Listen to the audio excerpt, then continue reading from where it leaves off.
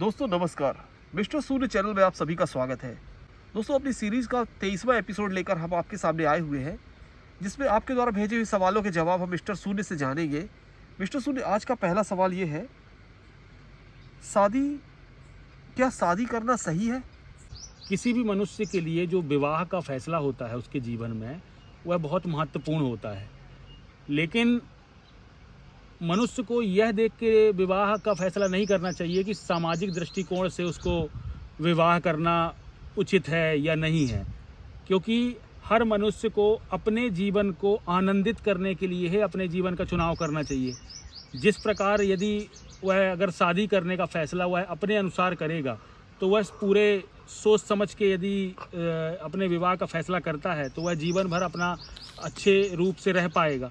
किसी को विवाह करने के लिए यह कुछ बातों का ध्यान रखना आवश्यक है, जैसे कि आपका जीवन का उद्देश्य क्या है और आप किस उद्देश्य से वह विवाह कर रहे हैं। यदि आप केवल सामाजिक दृष्टिकोण से जैसे बाकी के लोग विवाह करते हैं, केवल उस दृष्टिकोण से अपने आप को विवाहित दाम्पत्य जीवन में लाना चाहते हैं, तो आपको उस जीवन से कोई खास खुशी नहीं मिलने वाली। जीवन के किसी भी मोड़ पर यदि आप विवाहित होने का फैसला कर रहे हैं, तो आपको यह देखना चाहिए कि आपका स्वभाव किस प्रकार का है और आपको उस जीवन में जीने के लिए किस प्रकार का व्यक्ति है जो आपके साथ कंपेटेबल रूप से जो है अच्छा होगा। अब यह कैसे अपन चुन सकते हैं कि जैसे आपको मैंने पहले भी कुछ वीडियो में बताया था कि मनुष्य को जीवन जीने के लिए शिव और शक्ति होने का दोनों का मिलन होना अनिवार्य है। तो शिव का मतलब होता है क्या? वह चेतना, जिसके अनुरूप जो होता है मनुष्य पूरे विश्व की जो बातें हैं या विश्व का जो ज्ञान है वह समझ सकता है, और किस तरीके से मनुष्य को जीवन में आनंदित रहेगा, उस चेतना रूपी तत्व से वो आदमी को बोध होता है उस बात का। और जो दूसरा व्यक्ति होता है वो एक शारीरिक रूप से संचालित होकर के उस पर आधारित होकर के जी सकता है। लेकिन यदि दोनों ही व्यक्ति अबोध हैं, दोनों ही व्यक्तियों को अपने जीवन के बारे में चेतन नहीं है, कुछ भी बोध नहीं है, तो फिर जीवन आपका विवाह करने से तो और भी दुखी हो जाएगा। क्योंकि पहले तो आप अकेले चोट खा रहे थे, अब दो लोग मिलकर के चोट खाएंगे तो आपको और ज़्यादा तकलीफ होगी। इसीलिए विवाह किसी को देख करके या किसी से प्रभावित होकर के कभी ना करें। विवाह करते वक्त पूरे बोध के साथ ये अपना चुनाव करें कि आपके जीवन में जहाँ आपको बढ़ना है वहाँ जाने के लिए क्या किसी भी रिश्ते का होना क्या आवश्यक है। यदि आपके जीवन में आपको लग रहा है कि हाँ, आपके काम को आगे बढ़ाने के लिए या आपके जीवन को आगे बढ़ाने के लिए आपको किसी विवाह करना आवश्यक है, तो आप कीजिए। लेकिन यहाँ किसी चीज़ से बाध्य होकर के कोई फैसला ना कीजिए कि सामाजिक रूप से, सामाजिक दृष्टिकोण से विवाह नहीं करूँगा तो फिर क्या होगा। क्योंकि यहाँ आपके जीवन में जब दुख आते हैं ना, तो कोई समाज आपके दुख बांटने नहीं आता, आपको स्वयं अपने दुखों से लड़ना होता है। इसीलिए आपके जीवन का फैसला भी आपको अपने विवेक के अनुसार करना चाहिए। आने वाले समय में समाज की व्यवस्था फिर बदल जाएंगी। आपके देखते देखते आप इतिहास से लेकर के अभी तक देखेंगे तो कितने प्रकार की सामाजिक व्यवस्थाएं बदलती रही हैं।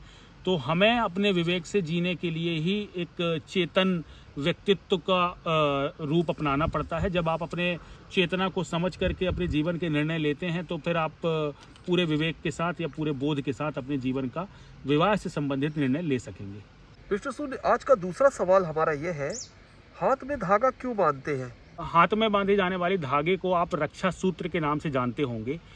कुछ लोगों के लिए वह एक बंधन होता है जिसको परंपराओं के अनुसार भी बांधा जाता है।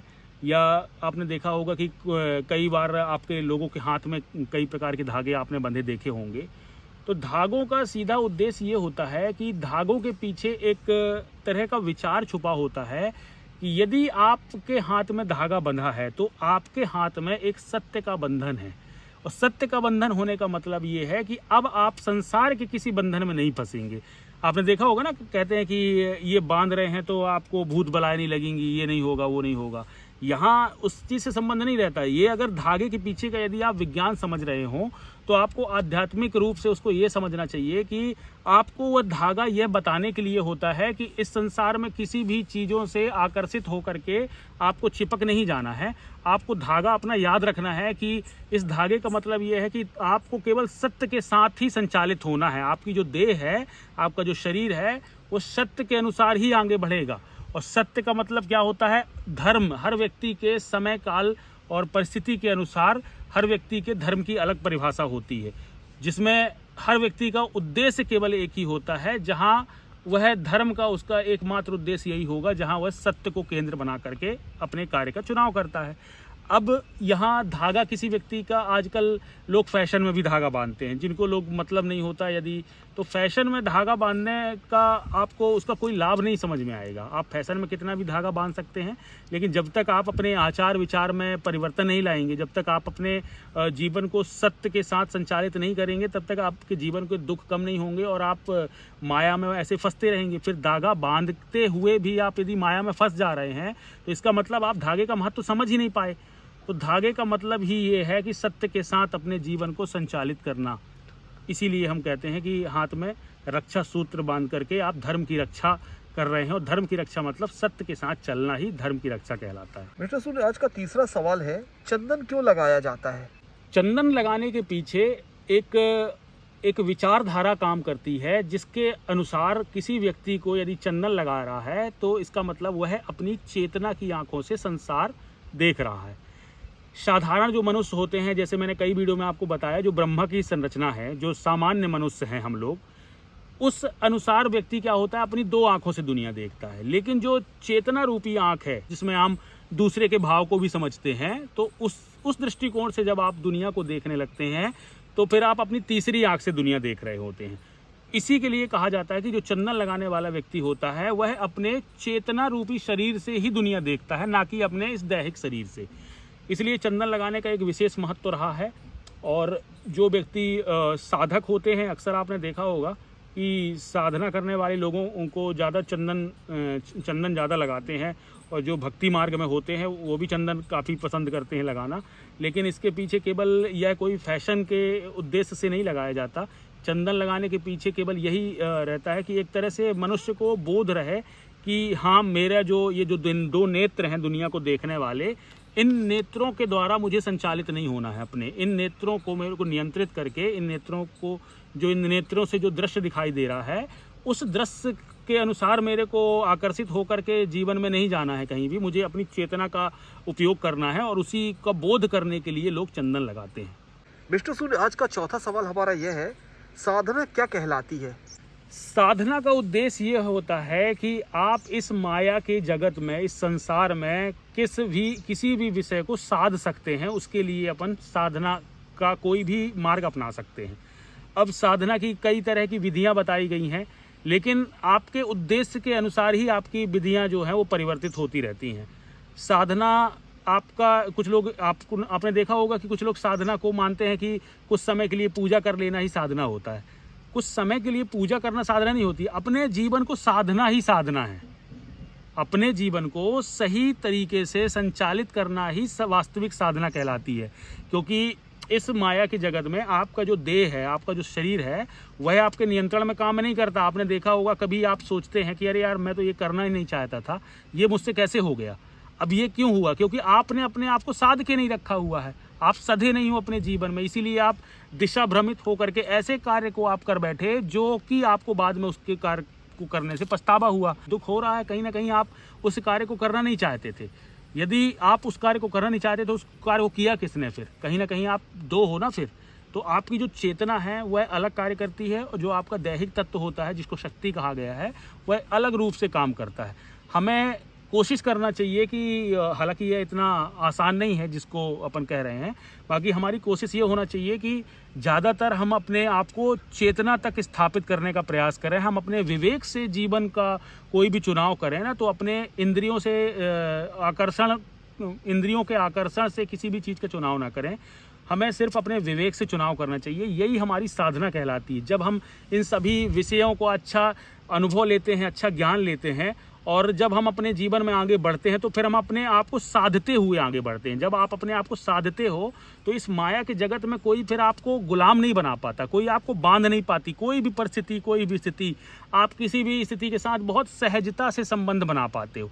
अभी क्या होगा कि आप जीवन में देखना, कुछ लोग होंगे जो पहले निर्धन थे तो भी परेशान थे, और आज पैसे वाले बन गए हैं तो भी परेशान होंगे।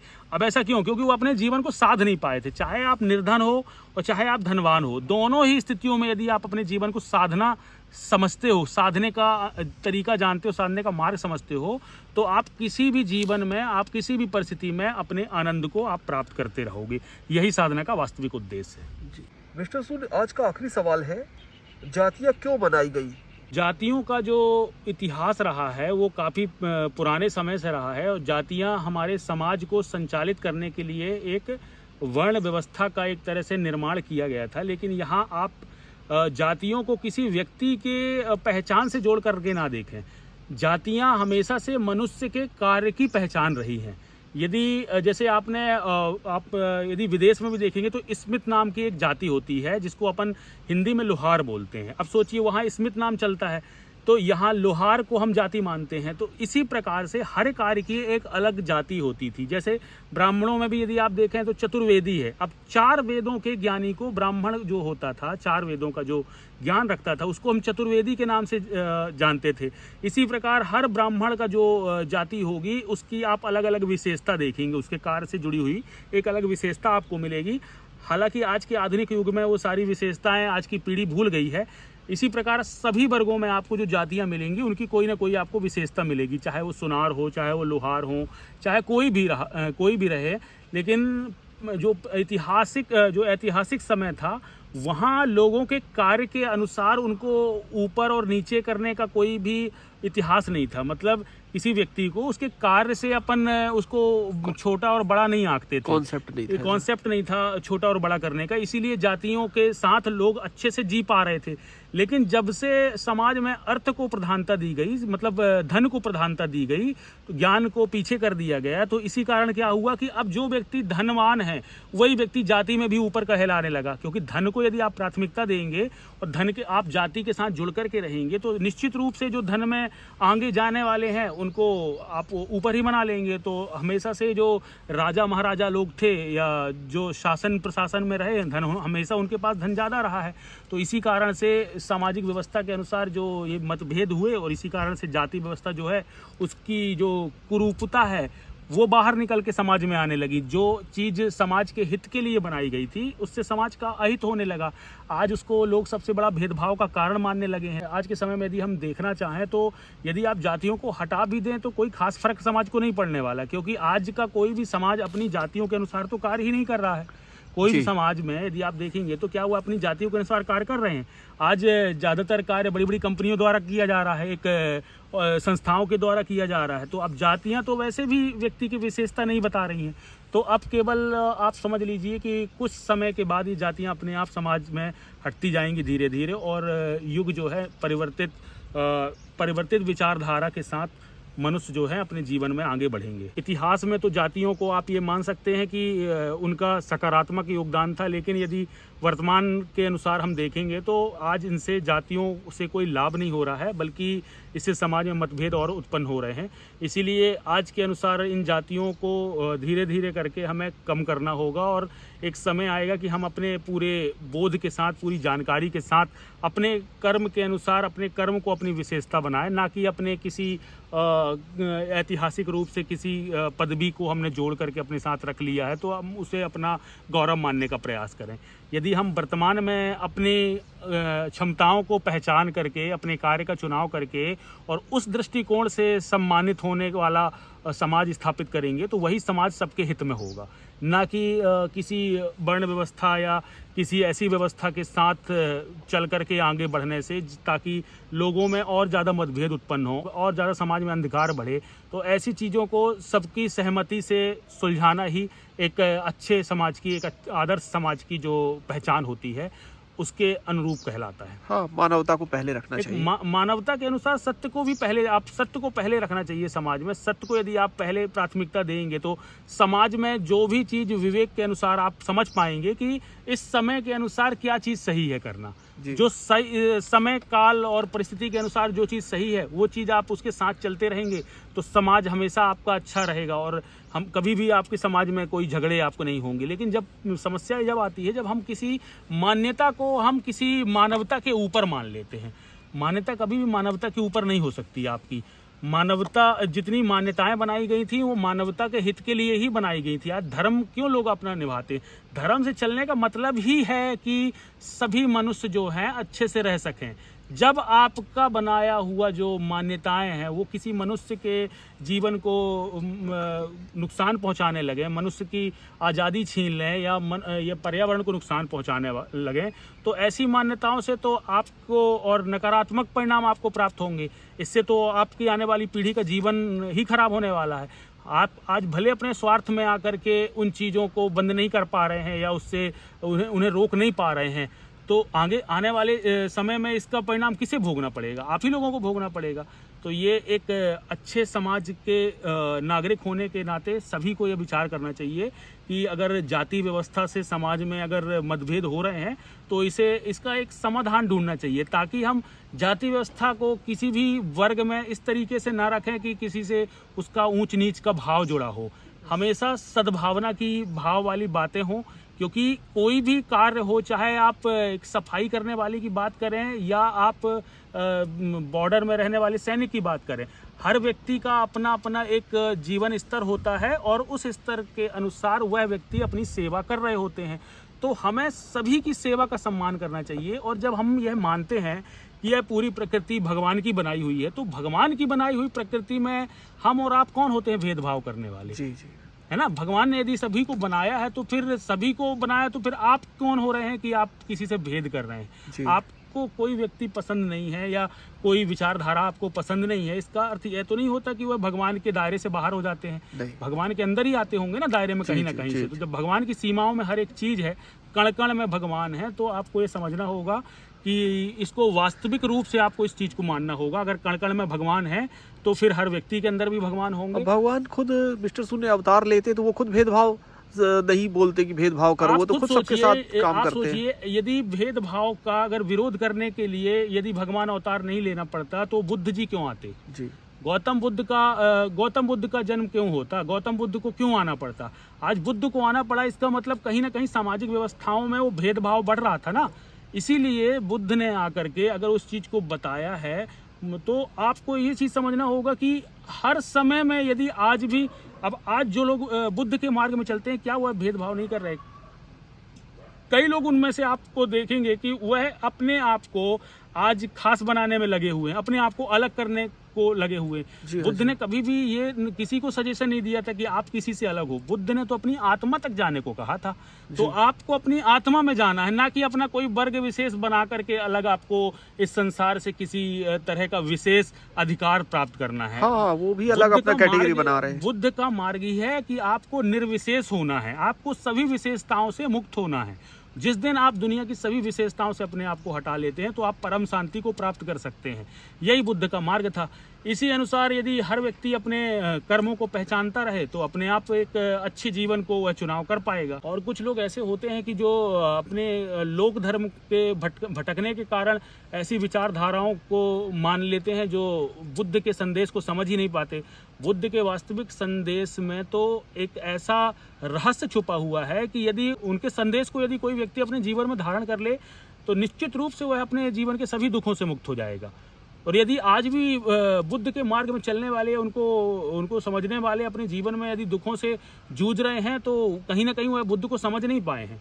बुद्ध का मतलब ही होता है अपनी आत्मा में स्थापित हो जाना। यदि आप अपनी आत्मा में स्थापित हो गए तो दुनिया का कोई भी स्थिति परिस्थिति आपके जीवन को प्रभावित नहीं कर सकती। तो यदि आप भगवान को अपने अर्थ जोड़ करके देखेंगे तो भगवान के वास्तविक रूप को आप कभी नहीं देख पाएंगे। इसीलिए भगवान को आप अपनी जो स्वार्थ की भावना है उससे अलग रह करके ही देखें, तभी आप भगवान के वास्तविक रूप से परिचित होंगे।